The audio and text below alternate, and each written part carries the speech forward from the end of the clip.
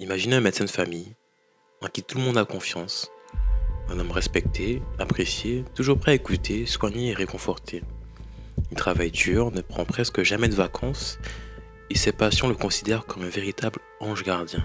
Mais que diriez-vous si cet homme, ce docteur en blouse blanche, était en réalité un tueur en série?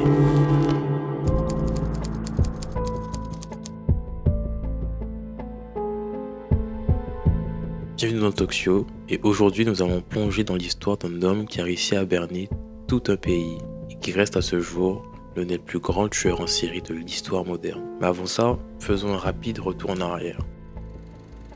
Harold Frederick Shipman, né le 14 janvier 1946 à Nottingham en Angleterre, dans une famille modeste. Il est le deuxième enfant d'une fratrie de 3. Son père Harold Shipman est chauffeur de camion et sa mère Vera est une femme stricte et dominatrice qui favorise ouvertement son fils Harold parmi ses enfants. Mais un événement va bouleverser sa jeunesse, la maladie de sa mère. En effet, Vera est atteinte d'un cancer du poumon. Elle souffre atrocement jusqu'à ce que les médecins lui administrent de la morphine. Harold assiste à ces moments, voyant comment la douleur s'évanouit sous l'effet du médicament. Ce souvenir restera gravé dans son esprit. Est-ce là le commencement de son obsession pour le contrôle sur la vie et la mort?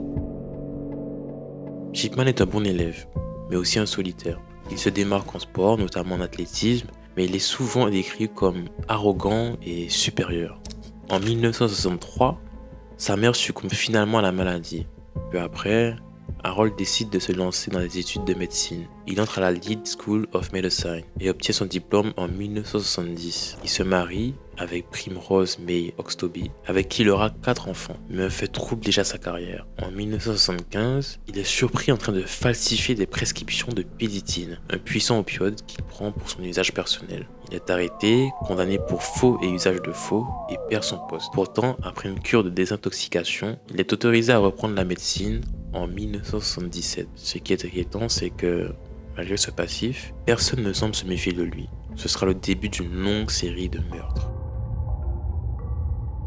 Shipman exerce en tant que médecin généraliste à Hyde, une petite ville du Grand Manchester. Il devient rapidement populaire auprès des patients, notamment des personnes âgées, qui le trouvent attentionné et bienveillant. Mais en réalité, il commence à tuer dès la fin des années 1970. Comment il procédait? Premièrement, il choisissait des patients vulnérables, souvent des femmes âgées. Il leur administrait une forte dose de morphine ou de diamorphine. Il falsifiait les dossiers médicaux pour faire croire à un meurtre naturel. Il rédigeait lui-même les certificats de décès, empêchant ainsi toute l'autopsie. Pendant 20 ans, personne ne se doute de rien. Et en plus de cela, Shipman commence à convaincre certains patients de modifier leur testament en sa faveur, un comportement qui va finir par éveiller des soupçons.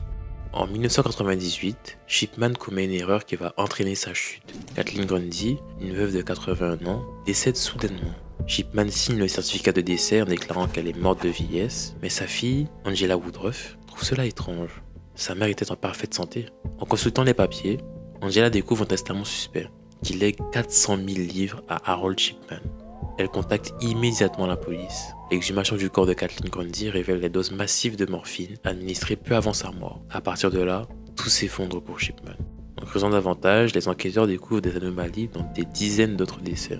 Premièrement, pendant l'exhumation de plusieurs corps, tous contiennent de la morphine en grande quantité. Au niveau des falsifications des dossiers médicaux, Shipman modifiait les dossiers pour cacher ses meurtres. Sur 500 patients analysés, plus de 200 sont suspectés d'avoir été tués. Le 7 septembre 1998, Harold Shipman est arrêté chez lui. Les enquêteurs trouvent chez lui une machine à écrire, identique à celle utilisée pour falsifier le testament de Kathleen Grundy. Durant le procès, le 31 janvier 2000, Shipman est reconnu coupable de 15 meurtres et condamné à la prison à perpétuité sans possibilité de libération conditionnelle. Il n'avoue jamais ses crimes, il ne montre aucun remords, il ne coopère pas avec la justice, refusant de donner la moindre explication. Le 13 janvier 2004, veille de son 58e anniversaire, il se pend dans sa cellule avec ses draps. Pourquoi s'est-il suicidé?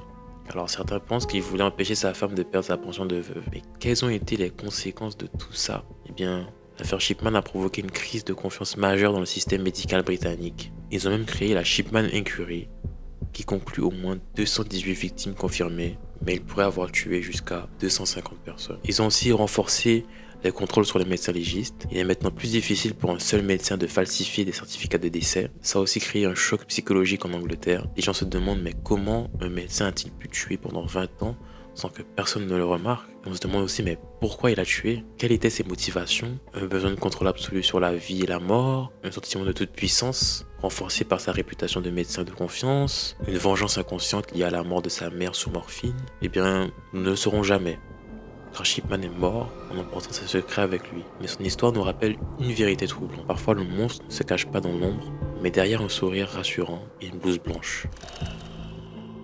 Et voilà, c'était l'histoire terrifiante de Harold Chipman, le docteur de la mort, un homme qui a trahi la confiance de ses patients et a réussi à tuer pendant plus de 20 ans sous le regard de tous, sans éveiller de soupçons. Alors j'espère que cette histoire vous a captivé autant qu'elle m'a glacé le sang en la préparant. Si vous avez aimé ce podcast, n'hésitez pas à vous abonner pour ne rien manquer des prochains épisodes. Peut-être que je ferai encore des threads similaires à celui-ci. Partagez-le autour de vous et laissez-moi un avis, ça m'aide énormément à faire grandir ce podcast. Et merci encore d'avoir écouté jusqu'au bout et on se retrouve à très bientôt. D'ici là, prenez soin de vous, c'était le Talkshow.